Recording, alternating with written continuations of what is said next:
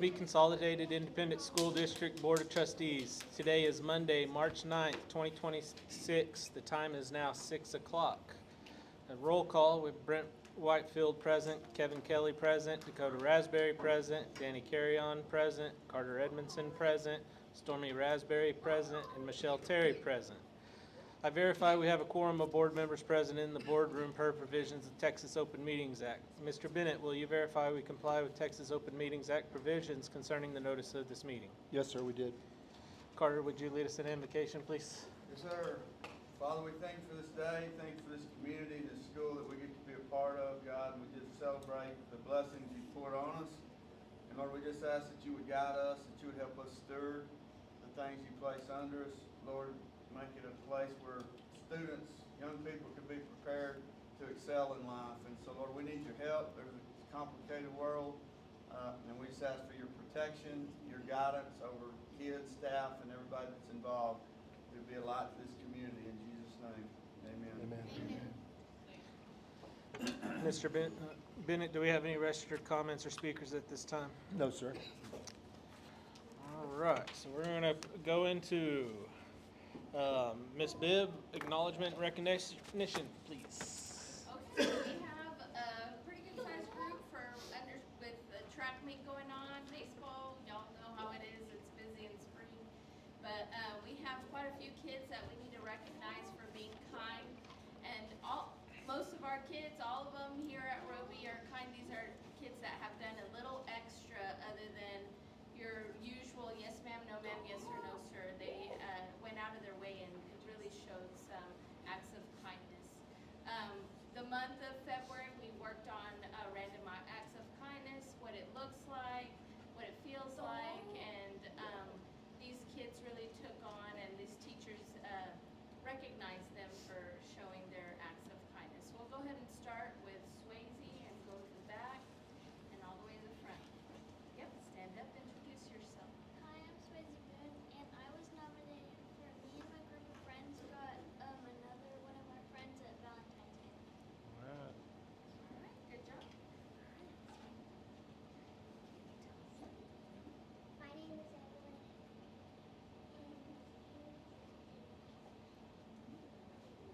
Miss Edmondson nominated her.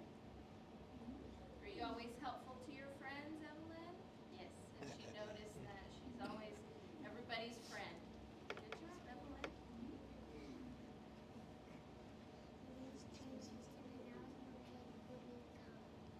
Good job. My name's Carter Raspberry, and I got nominated for being kind. Okay.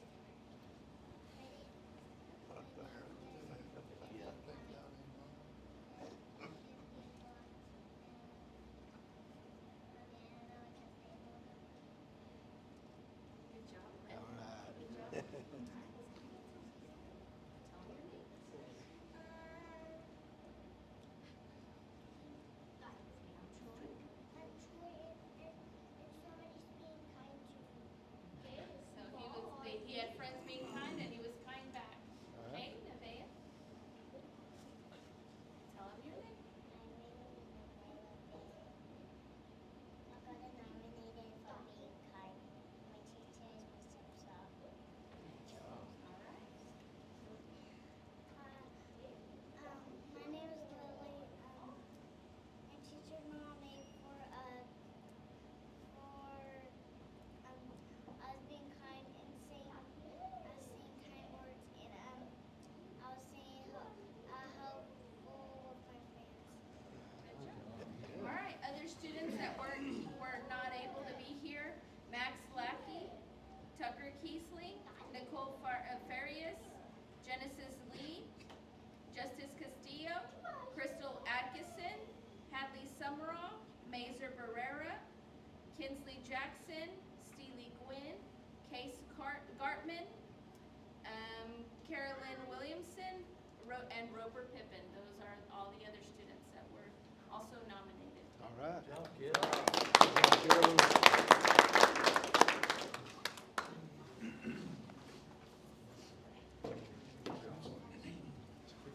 Great job. Congratulations. Good job. Congratulations. Congratulations. Congratulations. Good job, boy. Good job.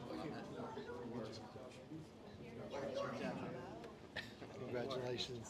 Congratulations. Good job, bud. Congratulations. Good job, John. Congratulations. Good job, Troy. Good job. Good job. Way to go, girls.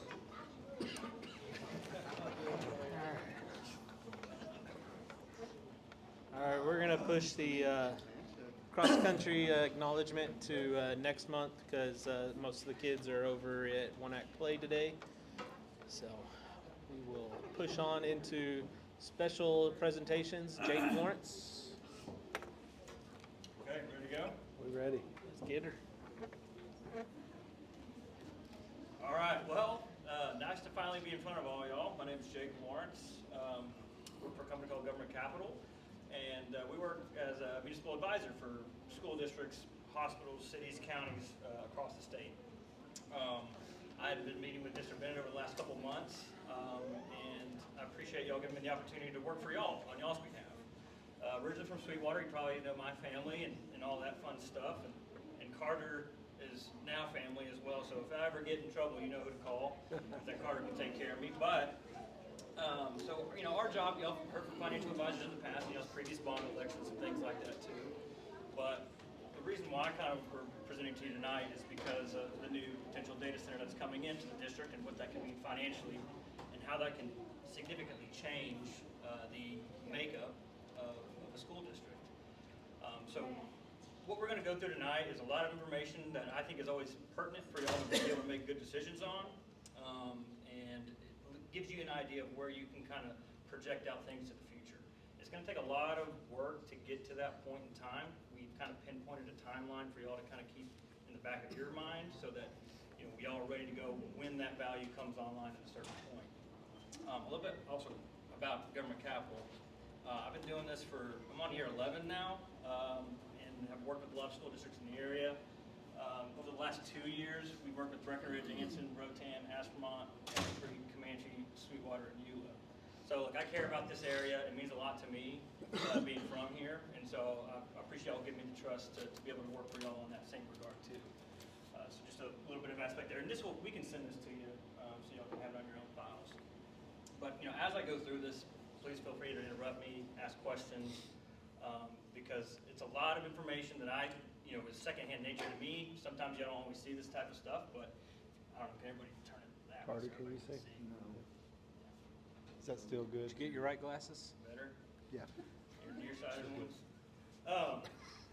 So this is always just the first starting point for every school district when you look at, you know, what they're able to do financially as it relates to financing packages and things of that nature. So what y'all notice is that back after 2019, y'all passed that bond because that wind farm came in, right? And it came in significantly. You know, you're talking about more than doubling your value at that point in time. You know, 172% increase year over year. But then of course that wind farm starts to appreciate over time. And your bonds are structured that way to take into account the valuation change. The other part of it too is just you can see the amount of changes each and every year. You'll have some oil and gas exposure, so that's always going to be something that we monitor as well. You have your average daily attendance column, and then of course the two tax rates associated from when the bond passed at 28.5 cents. And then what's happened now is the state has now taken control of this maintenance and operation tax rate number for what you're able to afford for budgetary purposes. And that's been compressed over time, and it's probably going to still continue to go that way, especially with, you know, what I was just talking actually with my dad about it, but you know, these school districts that are receiving these potential huge influxes in value, that's subject to recapture now, which means you don't get to keep any additional money of your budget when these projects come into your district. The state looks at your average daily attendance, they look at your taxable value, and they formulate a number that states this is how much you're going to be able to receive to educate your kids. And so anything that's above that number, you have to pay back to the state in the form of recapture. So what we've kind of figured out is that over, you know, as this development goes on throughout the state, is that a lot of these school districts are going to be paying recapture, money that's generated within their own school district that has to leave and go to the state to be spent elsewhere. You saw it all the time with the Permian Basin area because of, you know, the billions of dollars in taxes that they have with oil and gas. You know, there's a bunch of six-man schools out there that are $10 billion in tax base, but they don't need to operate on 76 cents on $10 billion value. So they send back anywhere from 50 to 100 million a year in the form of recapture. And that's money that you don't get to keep, but the way that you do get to keep it is through the INS tax rate and bonds in that regard. So it just gives you a little bit of a picture. Y'all are keeping the same rate that y'all have been, for the purposes of potentially start paying some of this more off. Yes, sir. Can I interrupt you for just a second? Because I think that's just a huge point that people need to understand. Why are we exploring this? Because if this comes on and adds tax base to our dollar, what we don't want is Roby School District money going back to Austin, but that's exactly what will happen if we don't explore this and look at this stuff. Yes? Correct. So I guess that brings up another good point. The previous values that y'all had received that jumps it up to 350 million came in the form of a 313 agreement that you have with the tax abatement or tax limitation with the wind farm. That's not an option anymore. They don't even have that. It's sunsetted. It's no company can go out and get that type of limitation. What it did provide for y'all back then is that y'all received revenue protection payment and what's called pilot payments. These annual sums you'll see here in a little bit that y'all have been able to put into your fund balance. That's not subject to the state funding formula. So at least now, when you look at the values that are potentially coming in for what y'all are gonna see, you're not getting any new money in those checks that you receive every January 31st. That's not happening any longer. And there's not a vehicle for them to fund the school in any other way other than when you have to utilize a bond election for them to pay for the most of that debt service. So we'll see what that looks like here. This is just a visual of that same chart, just a visual of it where you have your tax base in the bar charts. You can see the big jump back in 2020 and then somehow a little bit of how your tax rate has changed with that compression of the M&O tax rate there. Just a visual of it. Area comparison. So taking a look at these, I just picked a swath of schools. So this is always a good one for me that I always look at no matter where I'm at. It kind of just shows you how you compare to your peers around you. We have Stanford, Roby, Rotan, Hawley, Eula, Roscoe, Anson, Cross Plains, Hamlin, Albany. The number one thing that is, what school districts are able to afford in terms of bonding capacity is based upon that tax base number. That's why you see larger schools typically have more outstanding debt because they're able to afford more. So I guess an example that I would use here would be like, let's do like Roby and Eula right now. So roughly Eula is about double your tax base. They have that outer loop of Abilene that comes into their district with Great Lakes cheese that's out there. And they're almost at 600 million, y'all are roughly at 300 million. So what that would mean in perspective is that Eula could afford double the amount of bonding capacity as what Roby currently can, because that tax base number is doubled. For every 1 penny that you set, you're roughly generating $28,000. For every 1 penny that they set, they're generating $57,000. And you can see when you multiply that by that 28.5 cents, that's how much you're needing to service your debt. So it gives you perspective of what you're looking for there. M&O tax rates, they're all different for the most part. I mean, it all depends on if they've gone out for what's called a voter-approved tax rate election or if they're all the way compressed down to the state level. All these schools outside of Cross Plains and Albany have not passed. Albany's going out for one right now. Cross Plains is looking at it, but all these school districts, you can go all the way up to 50 cents of total tax rate there. So that's the maximum capacity that you can afford. So anything underneath that, they're not going to the max. But the bond amounts passed since 2000. I bring that year out because school districts prior to 2005 never really had to utilize bonds to do anything for their facilities. Back then, you could set all the way up to $1.50 per $100 value. And they've since taken control of that tax rate, compressed you down. It went from $1.50 to $1.04 in 2 years. And so you saw a lot more school districts having to ask for bond elections after 2005 because the board kind of lost the authority over that maintenance operation budget tax rate, right? And they're always, they did that on purpose. They decided that at that point in time, the state will help you with your budget, but as it comes to your facilities, you will ask your voters each and every time to go out for a bond election to do exactly that. Because you can't call bonds for teacher pay raises or anything like that. It's just capital improvement projects. But for the most part, all these schools have done a bond in the recent past couple of years for sure. Any questions on the comparison? Here's your wind farms that we have here. The current one is depreciating over time. These are all just assumptions going forward after this year from 2026 and on. We'll see how that works because there's been a new way on how wind farms are valued. There's a lawsuit that happened 8 years ago, and it went to an appellate court decision last spring, and you're no longer allowed to value those based upon their federal tax credits that they receive, because that is a big money position that those companies have. If they were to sell that company, they would include that in that sale process. But for tax rate purposes, it's not allowed to be used anymore, so you're going to see a little bit of a faster decline than what's historically happened. It's just that, we don't know. It's going to go to an income approach, is what it's referred to as. This second phase is just projected. Doesn't mean it's going to happen, though. Just put it on your radar there that the other 313 that y'all signed, has it coming online in 2028. So you would potentially, if they start building out that project at that point in time, and if I understand how this is kind of going, these types of data centers are going to generate or need and pull a lot from the grid. And we do not currently. We're at a deficit on what we're able to provide to some of those data centers that are all coming up through this area. And so I feel like they have a pretty big incentive because they can probably, sign contracts to get it into the ERCOT grid for these companies to pull off.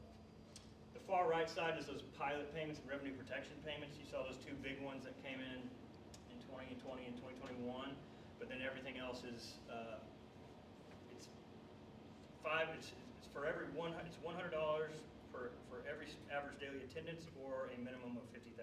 So y'all don't have 500 students, so you get $50,000. When the second pilot payment when Mesquite Star 2 comes online, you'll start receiving those from them as well. And I believe they've made payment for this year, right? Or they'll start making it. Did you receive? Do you know off the top of your head if you did receive like $100,000 this year? I do not know that. Okay, but it may not be this I year. don't think so. It may start next year because this one's currently paying, and then if this one's going to come online, they're going to start stay to their agreement that they have with the district there. I would definitely remember $100,000. Right, but you probably got 50. You definitely got 50. Yeah. You should have at least there. So it'll probably start next year then. But that's just what your currently agreements are. Okay. So this is just currently what you have, not assuming any other data centers. This is just assuming that your wind value comes online in a few years of that second phase. So what I have a breakdown is you have your local valuation, the wind farm, which depreciates all over the place, your total taxable value, your existing debt service. I can zoom in a little bit here. Your existing debt service, you receive some state money to help make your payments, which is called additional state aid for homestead exemption. That is every time they have increased the homestead exemption, it used to be at 25,000, then it went to 40, then it went to 100, and now it's at 140,000. Every time they do that to school districts, you lose taxable value because you're not able to tax it anymore. And so he passed bonds, not assuming that value was going to be there, so they have to make up the difference of that lost value. So you do receive a little bit of state money help there. You have your required INS, your reserve account. You can see your reserve account can start going up and increasing. Should you keep your tax rate at 28.5 cents, start retiring debt a little bit early, which y'all have been doing. And so we'll continue down that path.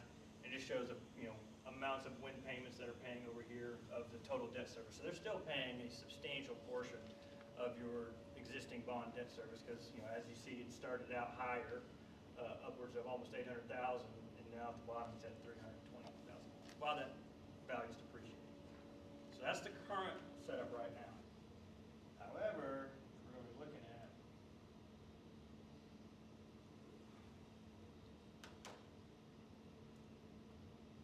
is this. Okay. So with data centers that are coming online, of course, Abilene's been, everybody's driven down I-20, I'm sure, and seen what's going on all over there and how much it's backed up and everything. They're kind of the first ones that we can kind of watch and see how they're being valued. There are different types of data centers. So you can see the low end, which I don't believe any of the ones that are being now built are this low end bare bones. This is all based upon the computing power that each of these data centers has. Abilene's is going to be a hyperscaler, is what it's called, and that's going to be a good amount of funds that they're doing. They only had phase 1 get up and running in the summer of last year, so they're probably finishing out their other phases right now, and this is going to keep going for years on end until they get to probably whatever their scope was ended up being. So we'll at least get to see that value that they got one phase up and running on a hyperscaler type of data center last summer. they appraised, Taylor County CAD appraised that value in January of this year. So Abilene ISD will see that hit their tax roll sheets in August of this year. So it's a little bit of a year delay before you're able to kind of set a tax rate upon that value. Okay, so everything that you're seeing here is just a projection of what we've kind of been able to find through digging and finding as much information as I can about this one specific Sweetwater 1 of the IREN facility. IREN is also building currently right now in Childress. They're about a year, maybe a year and a half ahead of y'all too, and I'll show you what kind of what theirs first looked at. They're at a smaller scale, at least what was projected, I mean, from what they're building here. So what I've done is I've kind of figured out that it all really breaks down into how you value this type of property. And I think the way that we have to get there is CADs have what's called a third-party vendor. So Fisher County Appraisal District can value homes and stuff like that, but when it comes to these very complex facilities or wind farms and things like that, they hire somebody to come do it. Every county does it. So Pritchard and Abbott is the one that works in Fisher County, and our next step would probably be meet with them, if any of y'all are on the board there, to have a sit-down meeting. They've come out to a few other districts and kind of discussed about some valuation things, but having a meeting with them because they also work in Childress County too, and they're valuing the same exact company that is constructing this, and I'll show you how they do. So Pritchard and Abbott has that information. How much they're willing to tell us, I don't know yet. Because they could say it's proprietary, but they can at least give us at least an idea of where we are going to fall in line. Because the big part of this is that 75% is all I'm estimating right now is personal property. That is the computer chips. That's the most valuable part of this. Is NVIDIA chips. When you hear those things on the news, you're talking about NVIDIA, that's what's coming into these data centers. And they're very powerful, they're very expensive, and they create most of the value. They also depreciate faster than anything else as well. The other part is real property. So I have a 75-25 split. That can be subject to change. So this is probably going to be moving as we get closer and as things get constructed and we talk with Pritchard and Abbott about this.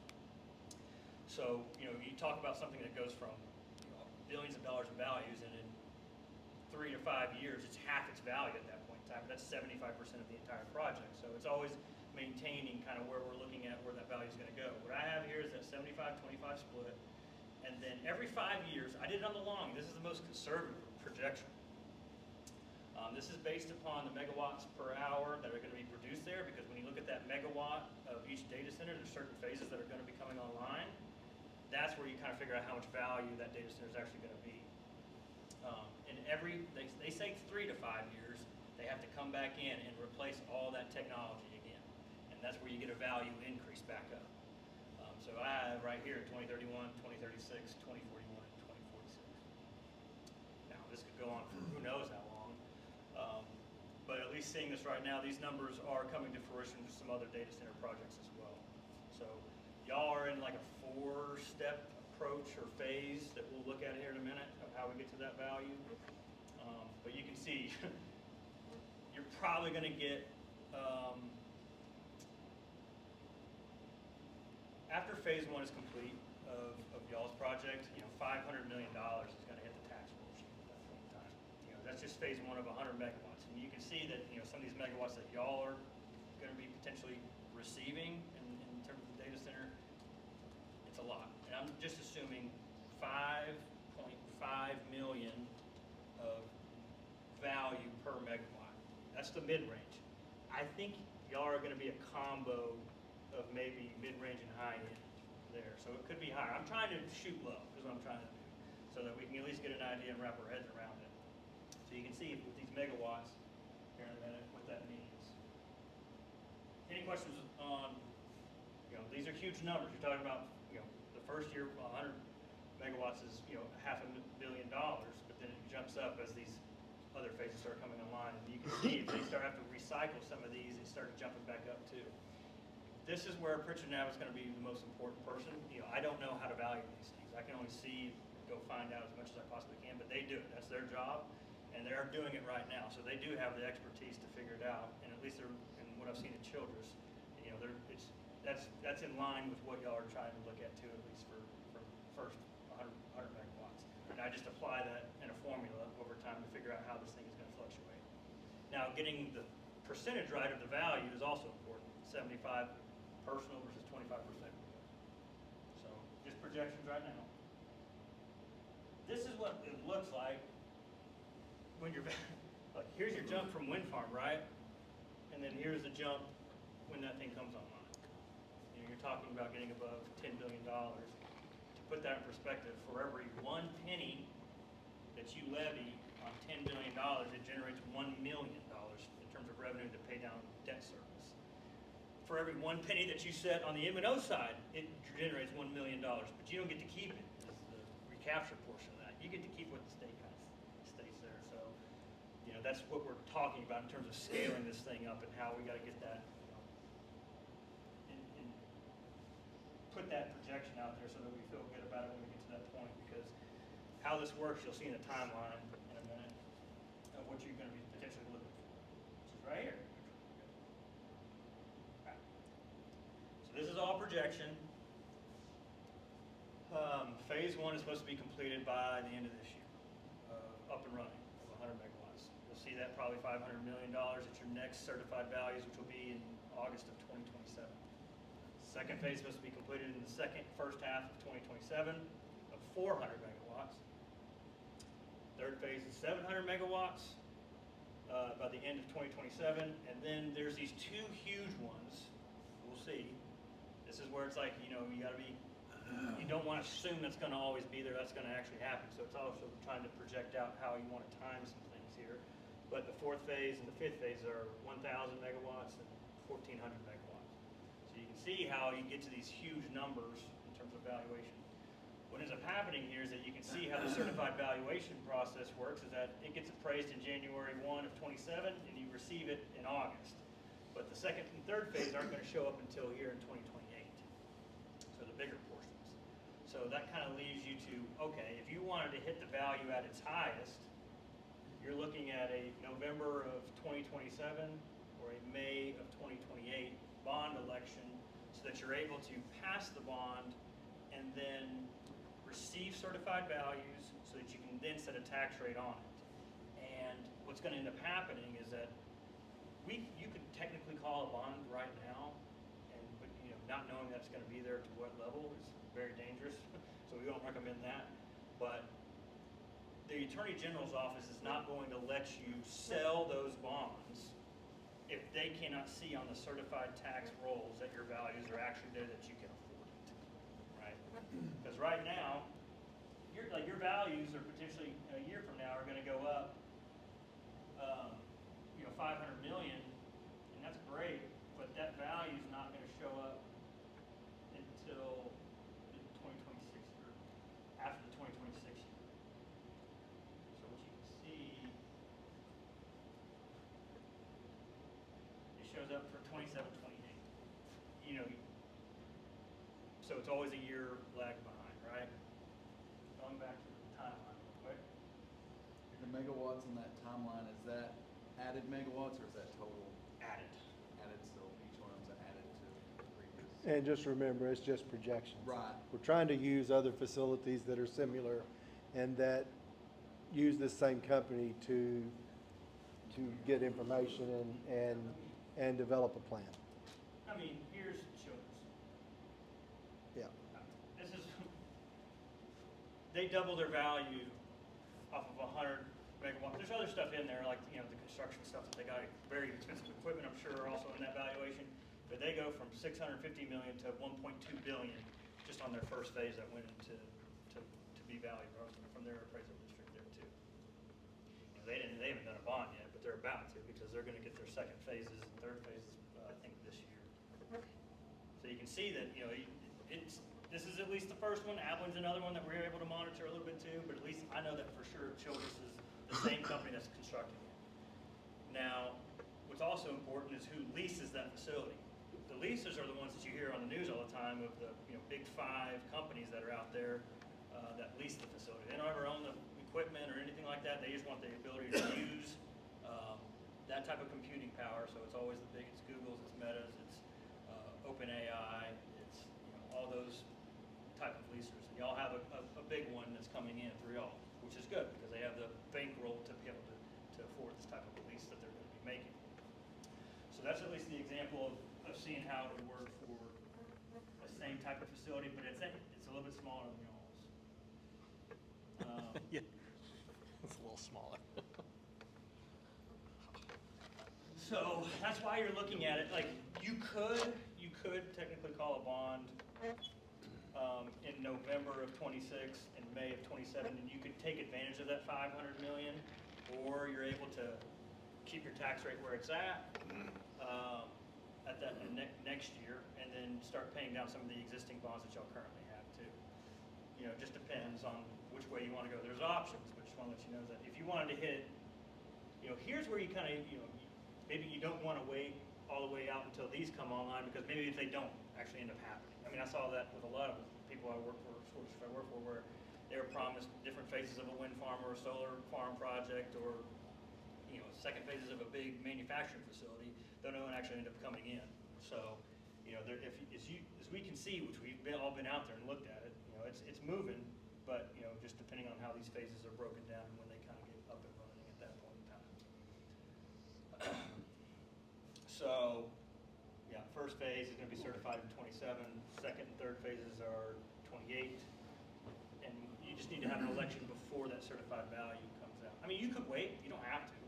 But if you wait until after, you miss the first highest year, because that thing depreciates really fast, right, that we were looking at earlier. Okay. And I know that, you know, these projections are going to change, because we still got, you know, it's still in the early phase, or early process of being constructed right now. So what's different now, we have your local value, your wind value, the data center, and then the total valuation. So if it comes in, this is going to change. But if it came in like this, and you hit all 5 phases, you could essentially have a $200 million bond and pay it off in 5 years. That's the full build out, right? So I'm just showing you the high end. Not saying that we're going to go there. And that's without adjusting the tax rate. Correct. That's keeping That's the it, same tax rate keeping as it we fun. currently have. Okay. Right.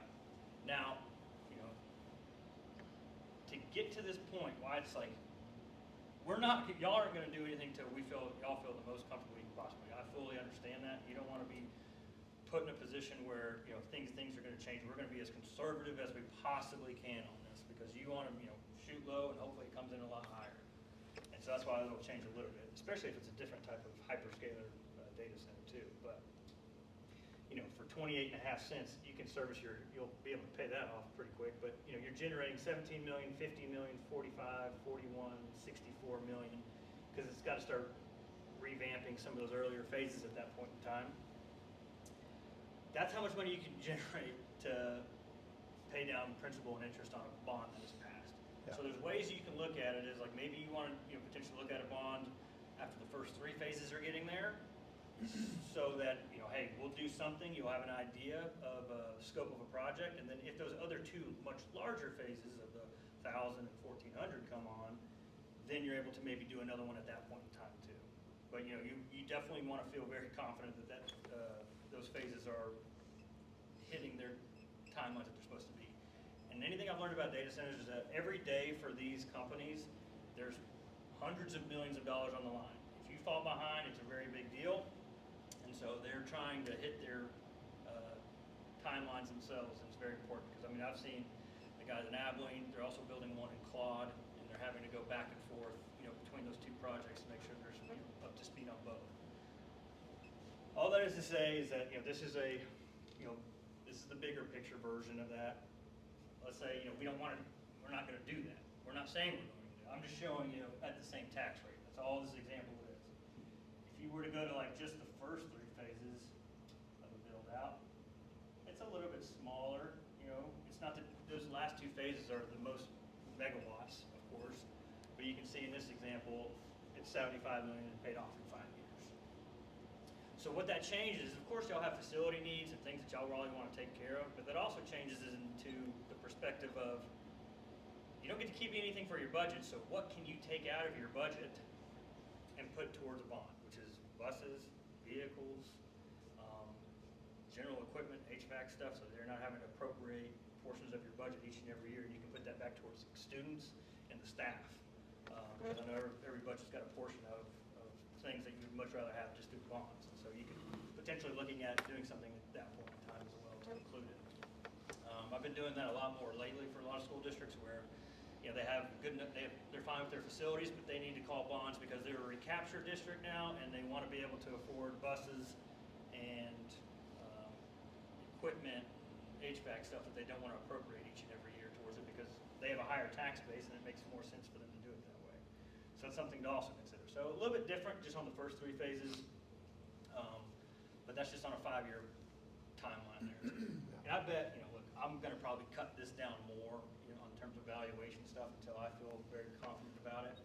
But it's also good to know that y'all aren't going to be the first ones that are going to have to test this out. So you can see like somebody like Childress is waiting to figure out what it's going to come in line at. And Abilene, it's the same thing. They haven't called a bond election in Abilene yet either, right?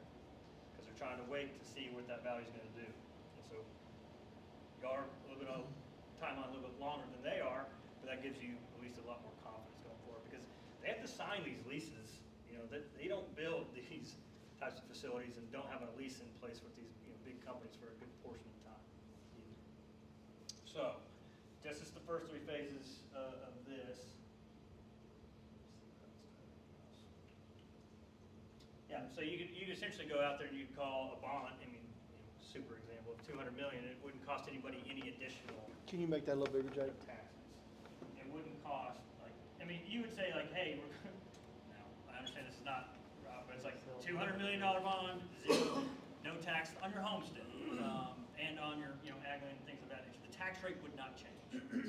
Now, your valuation could change and all that other stuff, but that's the portion of it. You know, the average home value, market value within the district is $117,000. So your average homeowner within the district is not paying anything bond or budget-wise to the school district. It's mostly coming from the state in today's world. But, you know, so anybody that's above that is actually having to pay something towards the school district right now with the bond and your budget tax rate, or at least the average person is not currently, because that homestead exemption value has gone up to $140,000. And especially it's a big deal for 65 and older because their exemption's $200,000. And as long as they don't move or build onto a house or you know, make an improvement to it, if their house is valued at under $200,000, they will pay $0 to the school district for the rest of the time that they live in that home. So they're frozen at that level. Now for everybody else, you know, it's based upon that factor right there. So that's what you're you're trying to, you know, you could do a 0-cent increase would be a big deal, right? Because not many school districts have that opportunity to do it all the time. So it allows you to be like, hey, we'll just keep the tax rate the same, and we'll make, go back on the slide, I didn't show you this part. You know, this is their percentage that they're paying of the total of everything. Of not only just your bonds, but also your school budget. It's mostly coming from those folks. Can the new bond money be used to pay off old bond? So what you would do is, If we want to get rid of this 30-year bond that we have. right, so what you could do is that, you know, this is just, I could structure new bond payments to be a little bit lower on a certain year, and you could collect that excess, because this is, that tax rate includes what you need to pay this bond right here too, right? But let's say for the new bond debt service, I cut out a little bit and put towards more over here. So maybe it's not a $75 million bond, maybe it's a $70 million bond, but we keep our tax rate the same, so we utilize that just to pay that off. Right. You can do that. It's just based upon how you structure it. This is just trying to see how much money you can possibly generate to make that payment and a new payment and keep the tax rate the same. So you can mess with this portion of it to do it. Right. Well, I was just thinking if you could pay it off, get rid of the 30-year, and then if you're renewing that every 5 years, now you just got 5-year bonds. Correct. That's what you're kind of looking to do a little bit too, because if y'all ever go out to Permian Basin schools and you see what they've built out there, I mean, this is what they do now. I mean, they call these short-term turnaround bonds to fund their budget of sorts. so that they're able to use what they do get to keep outside of recapture for everything else that's not a capital improvement type of equipment. And I think a big thing that people don't understand, the Permian Basin that you're talking about, the school districts, and what we're talking about here, is that tax money is going to be produced. It's just a question, is it going to stay local or is it going back to Austin? Correct. And so that's why they're doing this. They are. And I think with how many potential data centers that are being built, the state is going to be flush through recapture. And so you would potentially start seeing kind of what's been talked about is like decreasing that M&O tax rate down and down again. So you're not collecting so much locally, the state's having to kick in more of a percentage. Now, are you going to get new money? Probably not. That changes every 2 years when they go into session, if you get any new money or not. But at least the state, my thinking, I don't know if it's for certain, but my thinking is that there's going to be a lot more recapture payments. Not only on top of the oil and gas that's still already out there, it's paying a lot of recapture, but now these data centers are having to pay some too in these smaller school districts. Yeah. So that now they're able to fund that back to pay down on everybody's taxes across the state and compress that M&O tax rate still down too. And I know a school district out in the Permian Basin that did a $330 million bond. They're still paying $8 to $10 million of recapture back to the state. Right. There's no way to get around that recapture formula unless they decide to change the formula. I mean, they did recently, I guess back in 2019 or so, they realized that like half the school districts, based upon the original formula, were now paying recapture. And that means that what really spooked them was like Dallas ISD and Austin ISD were paying recapture, but they cannot, those schools need to keep as much money as they can for them, for how many students that they educate every year. So they kind of tweaked the formula a little bit, where there's not that many in recapture, but you will definitely be in there because of the number of kids that come here every day and then your valuation change. So this is just an example, not to say you're going to do this or anything, but you can sell these in different years too, and turn around and pay them off immediately. Like this was an example for a large bond over a 30-year for 3 separate sales of 70, 50, 50. You could do that same way, but you're not doing 30 years. You're doing 3 years, 2 years, 1 year, or however you would like to do it, or something of that nature. There's a lot of ways to do these types of scenarios, but just know that you don't have to sell it all at once. Now, the good news is that if you do a bond of a certain size or just a larger bond, you get to park that money into an account that earns interest. Now, you're capped at what you can earn, and it depends on how much you can spend within a 2-year time period called arbitrage. Essentially, like let's say your bonds are at 3%, well, your arbitrage rate is going to be like at 2.5%. So you can earn, up to 2.5% without incurring a penalty. There are some exemptions though. If you spend all those bond funds that are currently earned, if you spend every bond sale, you spend all those bond funds within 2 years, you get to keep it even if it's above that 2.5% number. They just want you to spend down on certain percentages to get there. So that means they will allow you to make money, but you can't profit unless you do the spend down exemption. So what you've seen in a lot of these school districts over the last couple of years is that when they've sold bonds, they've been earning a good chunk of interest off of that too. Now you just got to make sure our company monitors how much you can earn and if you're doing it underneath the exemption rules and stuff like that, so that you can generate more money for you to either pay down debt off early or put it back towards the project itself too. That's just called an arbitrage calculation. Because rates have definitely come down. They're like 3.6% for construction project funds. But last year, 2 years ago, it was upwards of 4.25% probably. And some of those bonds were at 4.5%. So they were still happy enough to generate something off of that. But it's still a good opportunity for y'all to utilize it in that way too. So you can either pay down your debt early or use it towards the project itself. And the reason why that is, they don't let you borrow at the lowest possible interest rate, which is what tax exempt bonds from municipalities receive, and then profit off of it. It happened back in the 60s and 70s with some municipalities.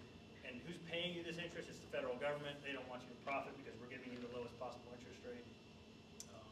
So there's just another little part of this too, is that you don't want to sell it all at once necessarily. That all comes down to speaking with your construction management firm and architect about what's their cash flow model, and I kind of time bond sales based upon that figure too. So y'all feel like y'all can earn a little bit, but it's also, you want to be able to make sure you hit your expenditure thresholds each and every year. So that's just an example, but the main thing is just to go back. You know, this is, I think that, you know, with something like this, with the first three phases, you're looking back at an idea of either a November of 27 or May of 28 bond election, if the project goes at its current speed of what they anticipate it to be. The issue with the November bond election, really only one that you kind of run into. Say you call for a larger bond election in November, you would typically sell that bond in February or March of the following year. The issue that you run into is at the AG's office, you have to go through the test of the 50-cent test. And the way you pass that 50-cent test is that they got to see your taxable value, the most recent taxable value, when that would be. And so that would be back here, only on the first phase, right? That's the only one I can use, because you will not receive that certified value until August of 2028. So when you have a November 27 election, you'd sell it in May of 28, or excuse me, February or March of 28, but we don't have the August 28 value. So there's a couple ways to get around that. An example was like, I had a November election just recently with a school district in the Panhandle, and they called for a $12 million bond sale, and I was like, okay, you can call it November, but just know if you do that, we're going to be selling two separate bonds in the first year. So their values hadn't shown that solar project hit their tax base, so I can only sell about $3 million right now. And then when the certified values come out this August, I'll sell the remaining $10 million that is going to be left over to do at that point in time. They wanted to get the project started. They felt like they wanted to utilize the summer months more. They used that as a consideration for when they wanted to call the election. You could do that to a certain extent, but it's just making sure that, depending on how you want to look at it. If you call it in May, we would sell that in August when the values come out, right? And when you utilize it in that regard, you're able to set the tax rate in August of that year, because you get your certified values in late July. The school district sets their tax rate in August. You want to make sure you have that bond sold by August, so that you can send that out to taxpayers, and then they pay their payments in 2029 is when the first payment would happen. In this one example, there's a lot that we're going to get to in terms of scenarios, but I think that this is just kind of wrapping our heads around figuring out the timeline, and what's dictating that more than anything else is these phases that are potentially coming in. Yeah, what our best guess is. Right. Okay.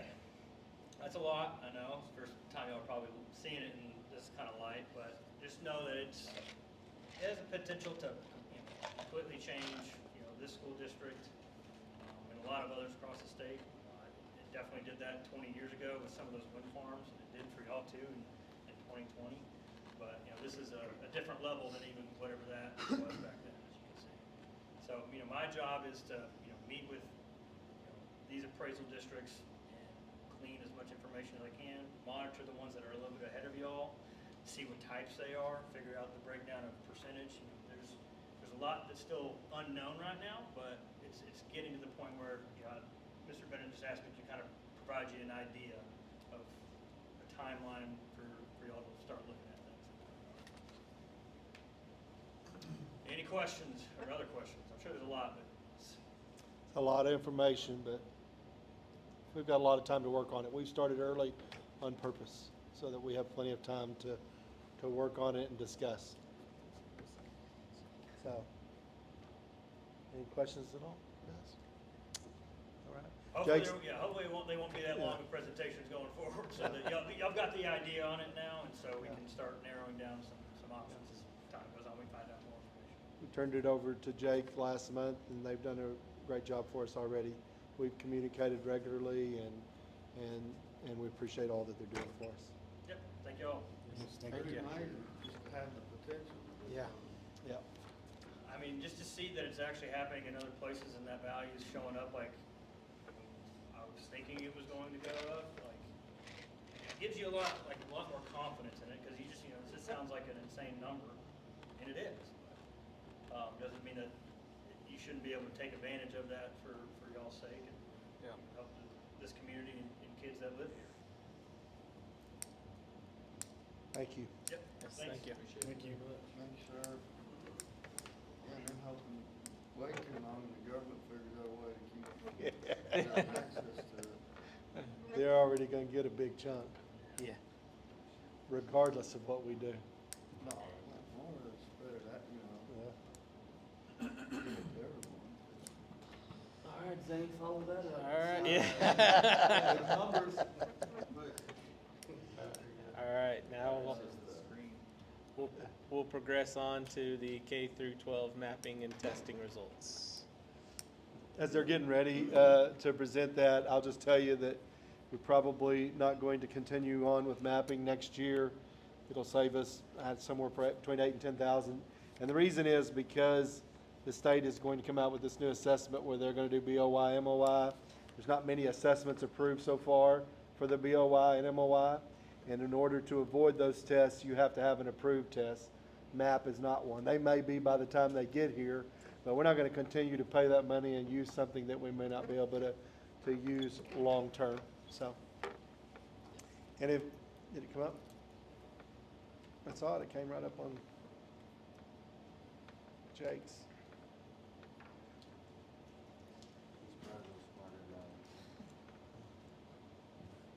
It should come right up. Just jiggle a cord. That's right. If it doesn't come, just talk. There it is. Look, it's like you know what you're doing. No, yeah, I was just looking at it, I was like, should go. All right, thank y'all. Thank you, James. Thank you. Appreciate it. Be safe.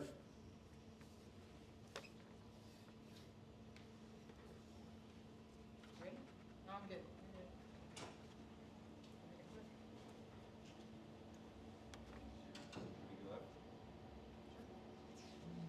You've had this in your report too. So, beginning of the year, we did this test in September. Elementary, junior high just did this middle of the year testing in February. So remember, this is not the exact same test. The beginning of the year test is what they should know going into the grade. The middle of the year test is what they should know at the middle of the year. So the content has gotten more difficult. So what we're looking for is for more green and blue, and yellow is even middle of the road. That's okay too, we'll take that. And to be less red and orange at the bottom. But as the content gets harder, sometimes it gets harder for kids. So this is kind of what we see when we look at this data, just comparing this grade, kindergarten math, beginning of the year, middle of the year. We can dial this down to kids, and I pulled up a student today. It's a 73-page document on that student, and it tells me what the student is ready to learn, what the student needs to relearn, and everything, not just math, but math, reading, science, all the things that we're testing them on here. So this is kindergarten math, kindergarten reading. We were pleased with these results. We felt like the kids all showed some growth. We found some areas where we needed to work to get some data up. But we're pleased with that. So like this one, you see at the beginning of the year, we didn't have anyone in the red for kindergarten reading. But kindergarten reading, it was testing very basic skills. By the middle of the year, it's testing some things that kids need to know. So there's a couple. But again, it's good to know that now and Yes. not in May. Yeah. So, but overall, the class is showing growth, and that's what we're looking Yeah. for. We're looking for the kids that need intervention and the ones that need to be pushed a little higher, and so we're still pleased with that. First grade math is kind of the same there. And she's not gonna read through every one of these, they're in your They've seen them. packet, but, yeah. First grade reading. These, through kindergarten through second, we did not test in science because we felt like it stressed them enough to test them in math and reading. But when we got to third grade, we started doing a little more of that.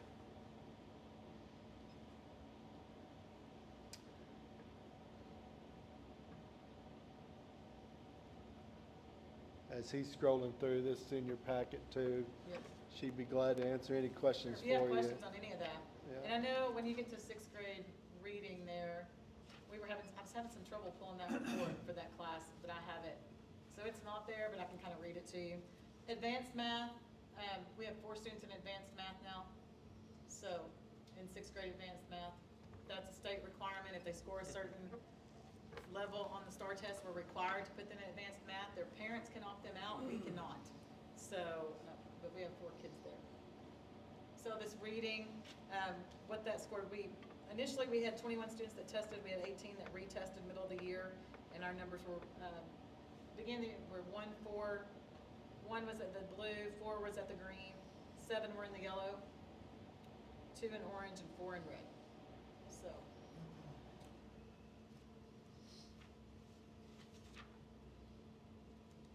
Seventh grade advanced math, we have 10 students in advanced math there. So, They already did really well at that. yeah. Next year, those students will take Algebra 1, unless their parents opt them out. So they'll take Algebra 1 as 8th graders.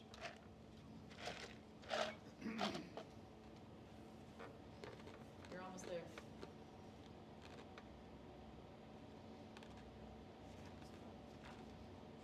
There's tons of reports we can pull. This is just kind of the one that shows the easiest comparison between beginning of the year, middle of the year. Any questions? Looks like all are improving. It's Yeah. Yeah. We're doing well. Teachers are pretty doing good. amazing to Job. be able to monitor like that, see. And we'll do one more at the end of the year, just to see where we started, where we wound up, and And then compare that to STAR results and ensure, as we believe it will be, that it'll be a good correlation.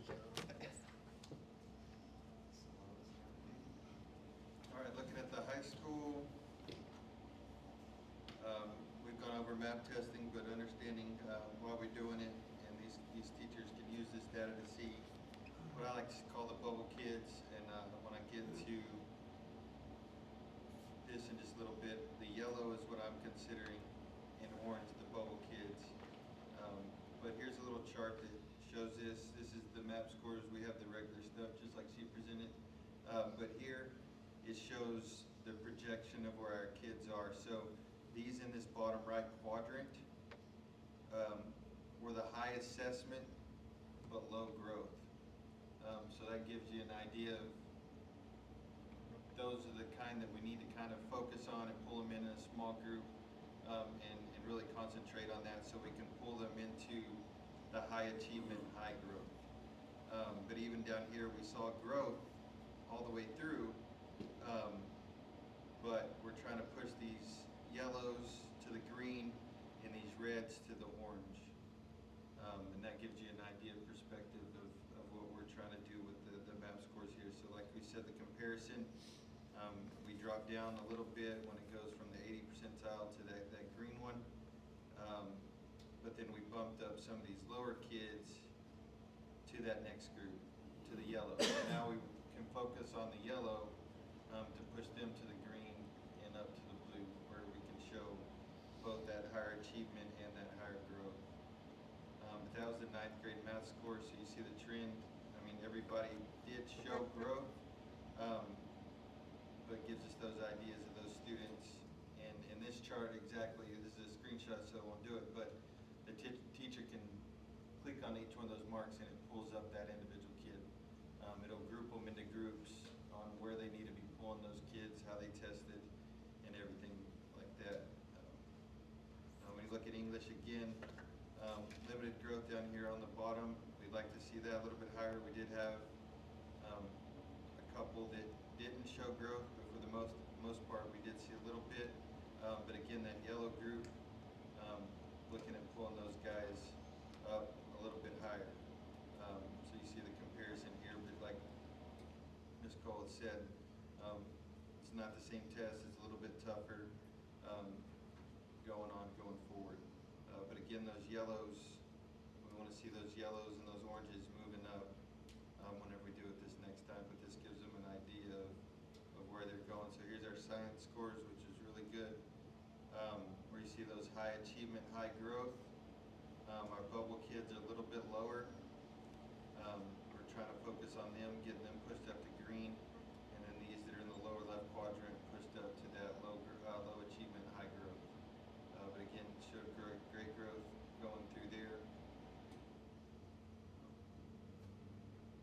Again, these are the science scores. You'll see, I know it says English, so I messed that up. But again, we pushed up when it made to that higher higher percentile on the, but still lacking a little bit on the bottom end, where we gained 3 and one moved 1 up, it looked like. 10th grade math, again, great job there. You can see where even this one right here, I mean, we want to see that pushed up into those upper quadrants.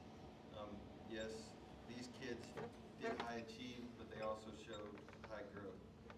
Again, this student here would be one that we put on the bubble, because that might be the difference between meets and masters right there, approaches and meets on this other side. But it goes to show here how we're growing at the top and shrinking that gap with the growth. English here too, on English 2, great job there too, again accomplishing, you see the growth. And this has been an issue for us. Yes, this So, is going to be I'm glad to see this. great data showing, especially from previous years, on where we struggled in that English 2 test, English 1 and English 2. But again, everybody's showing growth. Again, this is still a test. They're freshmen, sophomores. Some of them, it'll show you too, like who's clicking through on the answers and who's not. Like it'll shut them down and send them to me to reset after they guess 3 times in a row. And we did see that, especially from the beginning of the year to testing them right when we got back from Christmas. But again, great job there. Gives us 5 bubble kids right here that we can push and show a lot of growth on the accountability there. Again, going back to science, great job. Those kids high performing and making growth. And one of the challenges of the science test, and a little bit of the math too, is it's a general science test and a general math test rather than specifically some of like biology or algebra 1. It's more of a general math or science, correct? Yes, sir. Okay. But still good information. You see how that translates here going forward. 11th grade math. I didn't do the projections. Again, a lot of that data was kind of skewed because you started having a lot of trouble with the junior and seniors just kind of clicking through stuff. So I took them out, those anomalies. But you see how we pushed from nobody in the middle, kind of raised that bar. But this is another, again, limited group of kids.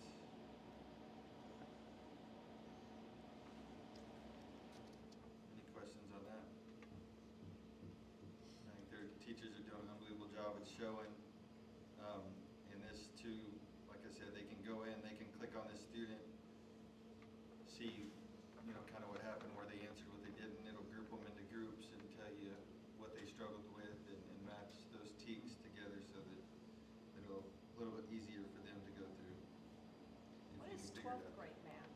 What's that? What is 12th grade math? So they all take the same test. 'Cause It's a based general on, it's not math based test. on, it's a never-ending test. Okay. So it starts you, what is it, 8 through 12, 7 through 12? Is it 8 through 12? 8 through 12, so it's all the same exact test. And it just takes you as far as you can go until you're at 50-50 on the questions. So you missed half and you got half right.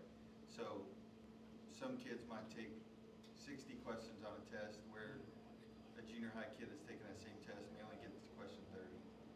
So it just takes you as far as you can go to your level. And that's what he was saying. It's not just a biology test. It's a high school science test. Go Lions. I'll move to that. Y'all gonna get quick. Next I get run out, won't be. All right. Thank you very much. Thank y'all. Yeah. All right, now we'll go on. Well, I guess since you're sitting right there, Stay with it. you want to stay with it? Go Right, ahead. and like I got this too, I won't go in depth. It just kind of season recaps for the boys program, junior high boys, high school, where we ended up for the season. At the time, we hadn't played Eula yet. That was, again, a good ball team. It was great. All district honors just came out. We post those shortly. Softball, again, this record was just after the Angela tournament, but their Eula tournament this past weekend got rained out. They're doing a great job with them. They beat Knox City the last game 15-3 here. Doing a great job with that. So I'll keep on updating as we go through there. Baseball had their first tournament starting this last Thursday. They went 2-1-1. They had a tie, but they did a great job. A lot of energy with that. Doing good. We're still shooting to have junior high baseball once track's over. Play some of these other smaller schools to get these guys. Really, it was to help with discipline from middle of April, beginning of April through May, so we can have something that we can help them with that. But again, get them with those coaches and get that going. We're not going to do, we're going to do softball, but there was conflict with girls that didn't want to sign up for the local league. So we pushed that local league to keep them together. And then track. Baseball tournament here this weekend, Friday and We got a Saturday. baseball tournament here Friday and Saturday. Again, there was some girls and boys that came in right there on the mark. That third place, the 13th place, top 12 make it to regionals. We had a couple injured, beginning of track injuries that kind of lingered that I think hindered us from making that in the boys as well. But the girls program did a great job. Here's the results from the last meet that they went to. We had 3 freshmen get third place in their division, and then Gabriel got third in his too. But just kind of things we're looking for is keeping eyes on the grades, increased competitiveness, strong work ethic, growth in numbers. Anytime you got to have the numbers, especially when we're looking at the girls basketball program. When you have 7, 8 girls, it's hard to get those practice looks that you need to get. You're not getting full team looks. So we're looking at ways that we can improve that. But I think the junior high program's doing a great job. They're doing a good job with them, and that's transitioning over to high school, and hopefully we can just keep compounding on that. Any questions? Thank you, Coach. Business and finance. All right, Cammy's at One Act Play tonight, supporting her kiddo, so I'm gonna read the stuff that she's left for us and then let you look. So we are now reporting the month of January, presenting a budget amendment, probably either April and May, with a few expenditures that have already been board approved. A couple of things that we'll be bringing a budget amendment for in May or April, just for example, the playground that you guys have already approved, but we'll have to amend the budget to do. We also are signing an agreement tomorrow with First Financial to purchase a new scoreboard for the football field. And so again, that'll be something else we'll have to come and amend. We do have, and you're gonna see this as I move forward, to really encourage our teachers to go to professional development, to go to conferences where they can improve, to better themselves. So we did allow some of that. That's gonna put us over in a couple places, but we really believe we can move some money around and still be within. But we'll bring you a budget amendment in either in April or May to clean all that up. As you look at the board, I've already read that. For the cash receipt report, we had deposited $509,209.21 into our general fund, $15,021.37 into our cafeteria fund, and $156,979.30 into our debt service fund. For our check register report, we had a total of $155,646.78 in expenditures. For the cash position report, you'll see that we have a total of $6,750,758.08 between our general and money market fund.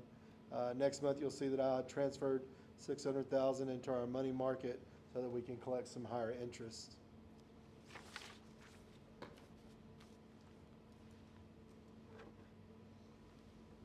Any questions? All push on to CTE report. Okay, I won't read all of this. Again, it's in your packet, but they took the juniors and seniors to Dias Air Force Career Days. Really, kids really enjoyed it. Got a lot of good questions answered. And then we also have TSTC coming to visit with our juniors and seniors soon.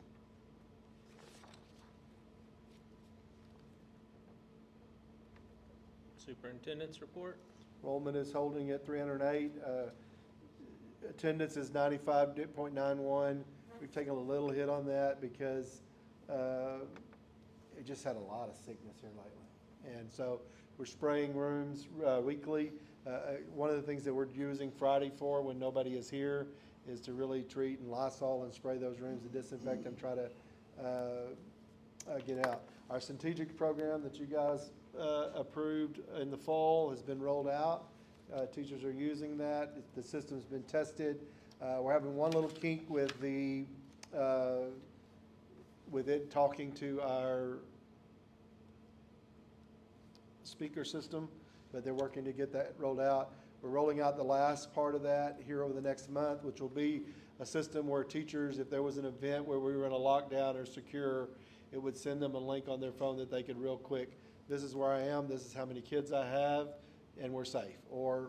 And so it would, administrators could automatically look at that report and again account for all of our kids. So excited about that. I just said we've made an agreement with First Financial for them to purchase a new football scoreboard. We're excited to try to get that probably purchased within the next week or two. Our teacher incentive allotment application is complete. I wish we give a shout out to Misty Shoemaker, who's been our TIE lead, has done a really good job with that, working with our committee and with Region 14. So what happens now is Region 14 ESC will begin to review that over the next month, and then we'll make the changes as recommended with them and our committee, and then the final application is due to TEA in April. So a lot of great things going on. All right, on into the consent agenda. Items A, B, and C. Previous board minutes and the special called meeting minutes. And then the tax report, and then the bills.